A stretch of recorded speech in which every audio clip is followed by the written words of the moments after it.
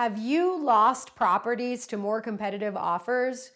In a hot real estate market, when there's lots of competition for properties, sellers will often prefer cash offers over offers that are contingent on financing. So how do you compete? How do you submit more competitive offers and get more properties under contract? I'm going to tell you how. If you don't have all the cash on hand to make an all-cash offer, how can you make an all-cash offer? Using hard money. I'm going to tell you how. An asset-based loan, a hard money loan, is very different from any type of traditional financing because it's not based on the credit or income of the borrower. Hard money lenders will approve real estate investors for lines of credit.